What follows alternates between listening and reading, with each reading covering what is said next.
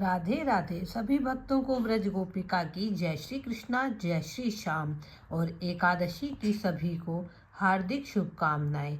आज हम षटतिला एकादशी की कथा का श्रवण करेंगे, जो बहुत ही पुण्यदायिनी कथा है। माघ मास के कृष्ण पक्ष की षटतिला एकादशी का महात्म सुनेंगे।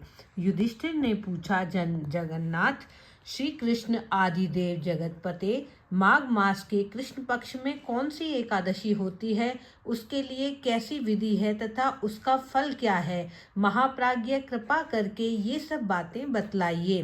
भगवान बोले, नृपश्रेष्ठ सुनो, माघ मास के कृष्ण पक्ष की जो एकादशी है वह षटतिला के नाम से विख्यात है, जो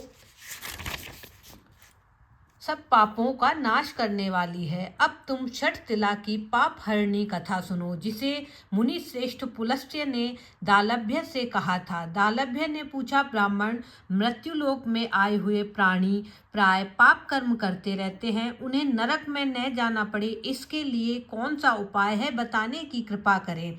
पुलस्त्य जी बोले, महाभाग्य, तुमने बहुत अच्छी बात पूछी है, बतलाता हूँ, सुनो। माघ मास आने पर मनुष्य को चाहिए कि वह नहा धोकर पवित्र हो, इंद्रियों को संयम में रखते हुए काम क्रोध लोभ मोह अहंकार लोभ चुगली आदि बुराइयों को त्याग दे।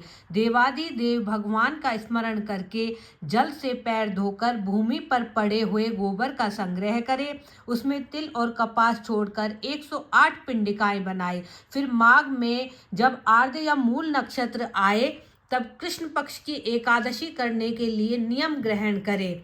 भली भांति स्नान करके पवित्र हो शुद्ध भाव से देवादिदेव श्री विष्णु भगवान की पूजा करे। कोई भूल हो जाने पर श्री कृष्ण का नामोच्चारण करे। रात को जागरण और होम करे।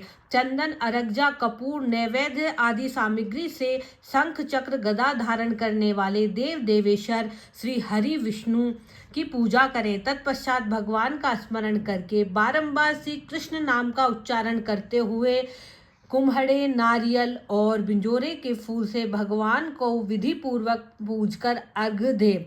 और सब सामग्रियों के अभाव में 100 सुपारियों के द्वारा भी पूजन कर अर्घ्य दान किए जा सकते हैं। अर्घ्य का मंत्र इस प्रकार है, कृष्ण कृष्ण कृपालुस्त्वं गतीनाम गतिर्भवे संसारावर्ण मग्नानाम प्रसीद पुरुषोत्तम।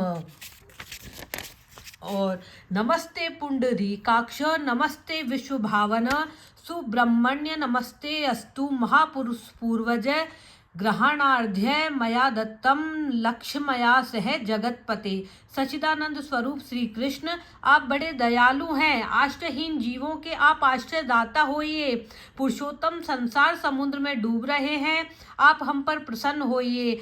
हे कमल नयन, आपको नमस्कार है। विश्वभावन, आपको नमस्कार है। सुब्रह्मण्य महापुरुष, सबके पूर्वज, आपको नमस्कार है। जगतपते तथा आप लक्ष्मी जी के साथ मेरा दिया हुआ अर्घ्य स्वीकार कीजिए। तत्पश्चात ब्राह्मण की पूजा करें, उन्हें जल से भरा घड़ा दान करें, साथ ही छाता जूता वस्त्र भी दान दे। दान करते समय इस प्रकार कहें कि इस दान के द्वारा भगवान श्री कृष्ण मुझ पर प्रसन्न हों।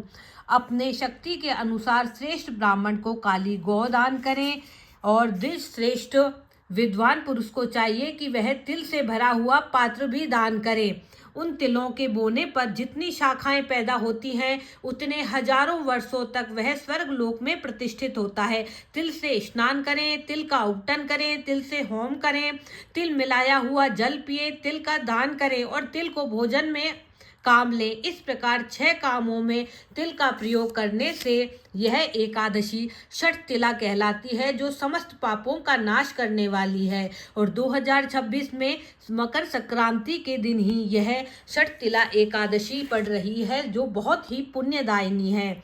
इसका व्रत करने से तथा कथा श्रवण करने से भगवान की कृपा बनी रहती है और समस्त मनोकामनाएं पूर्ण होती हैं। बोलिए श्री कृष्ण भगवान की जय, श्री एकादशी महारानी की जय हो।